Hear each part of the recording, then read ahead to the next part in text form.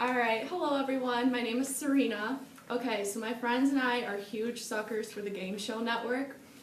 We spend a good portion of our time hanging out and watching Family Feud, The Price is Right, Who Wants to Be a Millionaire. We need a new hobby, basically. But one of the shows that we came across is called The Idiot Test. So when we first saw the show, we thought, how hard could it actually be? It's not really testing knowledge or trivia facts like on Who Wants to Be a Millionaire or anything like that.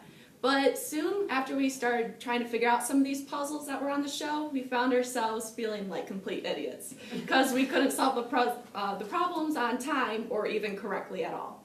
So for those of you who don't know what the show is, it consists of problems that require what they call a keen eye, a quick mind, and a heightened sense of logic.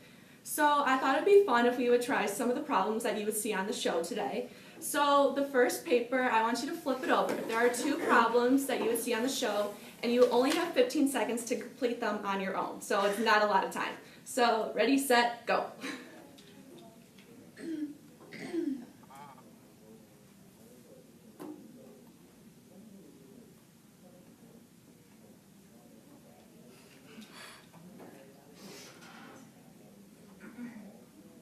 Okay, let's go over the answers even if you didn't finish them in time. So the first one, it says touch the least nutritious plant. It's the nuclear power plant that you see in the back corner. So this requires you to kind of look at the big picture of things. Okay, the second one, the answer is, well, if you look, it says Michigan plus Maine equals a mime. This one you have to think about state abbreviations. So the abbreviation for Michigan is MI, the one for Maine is ME. Put them together, that spells mime. So if you do this, the correct answer would be almond. So, yeah, now that we've tried it on our own, let's try it with a partner, because on the show, individuals are in teams of partners, and they work together. So again, 15 seconds, ready, set, go. Okay. We could do Michael's box. There's money, there's iron. I don't understand. What's their name? Does it have to do with microphone? Microphone. A microphone? No. Arthur. Yeah, Arthur. Bill. All right. So let's go over the answers, even though you might have not finished up in time. Right, like the meteor. Okay, so the first answer, this one's really tricky. So, okay, William received a $100 bill and Arthur received an art book. So if you think Bill is a nickname short for William, Art is a nickname short for Arthur, so Michael would receive a mic. Yeah, that one's really tricky. The next one is, what brightens the T-Rex's day the most?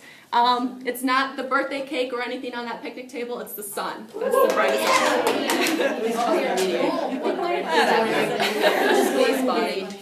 Okay, so now you kind of get an idea of what you would see on the show. So partners are on the show and they're required to solve these puzzles in a quick amount of time. They usually get more time than this, but each second that goes by, the dollar amount that they receive decreases, so this increases the pressure. So they work together on the puzzles, but they also are separated at a point of the show and are required to work on it individually. So when my roommate and I were watching this show, we couldn't help but relate many of the concepts from this show to some of the concepts that we talk about in the Writing Lab Center. The first idea that came to our mind was the fact that sometimes the answer isn't always right in front of you, and sometimes you have to be creative and look at the big picture of things. Well, in these puzzles, you see that sometimes the answer isn't super clear and you kind of have to look at the big idea.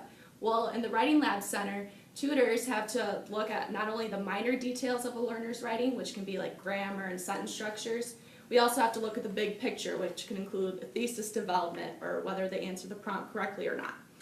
So this requires both the tutor and the learner to be creative, look at things from a new perspective in order to improve the learner's writing. The last example that came to mind was the importance of collaboration. So working on these puzzles wasn't much easier with a partner than on your own. So just like solving these problems from the idiot test, working on writing is much easier with another person, such as a tutor, rather than on your own. Tutors and learners can collaborate with one another, bounce back ideas, and they can both learn from each other. So this will help solve the puzzle of what we call writing.